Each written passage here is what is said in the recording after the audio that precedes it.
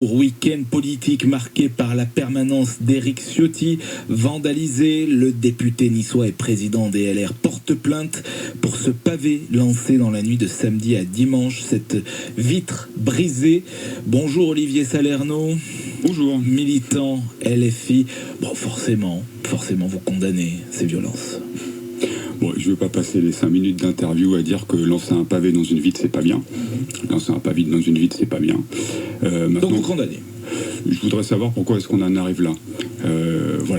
Pourquoi est-ce que à un moment donné, les gens deviennent complètement dingues et trouvent pas d'autre solution que de s'exprimer comme ça. Eh bien, on va en parler dans un instant avec vous, et notamment de ces motions de censure et de cette violence qui se radicalise, parce que le gouvernement joue sa tête aujourd'hui. Deux possibilités avec les motions: soit une des deux passe, approuvée par la majorité des députés, c'est-à-dire 287 élus aujourd'hui, et alors la réforme des retraites est rejetée. La première ministre présente sa démission, la démission de son gouvernement au président. Ou alors la motion est rejetée, le gouvernement confirmé et le texte adopté.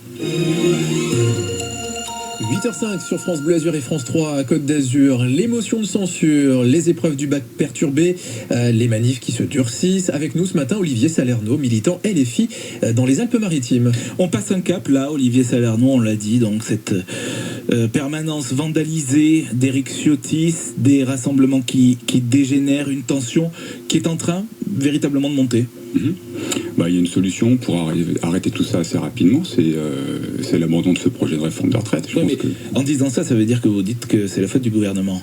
C'est la faute du gouvernement, bien sûr. Les violences, c'est la faute du gouvernement, c'est pas les gens qui lancent des pavés?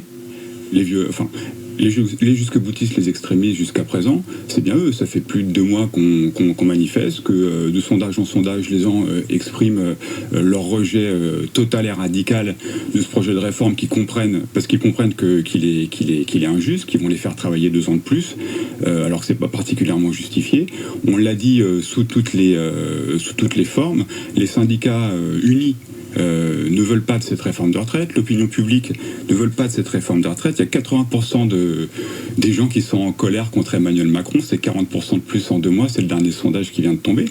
Les gens les avaient prévenus en plus, il me semble que les syndicats et même les services de renseignement du gouvernement ont prévenu que s'ils continuent à s'entêter, les gens, la démocratie c'est pas tous les 5 ans, la démocratie c'est pas dire voilà j'ai été élu, maintenant rentrer à la maison. Olivier Salerno, imaginons que les motions de censure ne passent pas, que le gouvernement est confirmé, que le texte est adopté. À ce moment-là, vous craignez une vague de violence supplémentaire? Écoutez, on verra bien. Ce que je vois, c'est que l'intersyndicale a posé une journée de manifestation et de mobilisation supplémentaire jeudi prochain.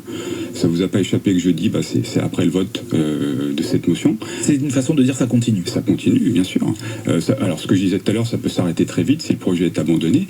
Mais s'il continue à marche forcée, en utilisant tous les systèmes légaux soit, mais assez roublards de la Ve République, nous on continue, on lâche rien. Vos députés à l'Assemblée, ils vont voter les motions de censure, pas celle du RN? Non. Éric Ciotti refuse que ses députés LR votent la motion de censure sous peine d'exclusion, ce qui aurait pu tout changer. Vous regrettez ça? Éric Ciotti n'a pas l'air de tenir ses troupes, ça les regarde. Moi, ce que j'aimerais dire à tous les députés, quels qu'ils soient aujourd'hui, c'est prenez votre courage à deux mains. Et il y a une question qui se pose, c'est est-ce que vous votez pour ou contre les Français? Il n'y a pas à démontrer, comme je disais tout à l'heure, que les gens rejettent massivement ce projet, qui est particulièrement impopulaire. Maintenant, quand on est député de la nation, à la limite, même si on est pour idéologiquement cette réforme de retraite, il faut commencer à se rendre compte qu'on ne peut pas continuer comme ça à marche forcée, c'est pas possible. Est-ce que vous votez pour ou contre les Français? Pour vous, ça se résume à cette question, ce qui se passe aujourd'hui. Merci Olivier Salerno, militant LFI Très bonne journée dans les Alpes-Maritimes. Bonne journée à vous.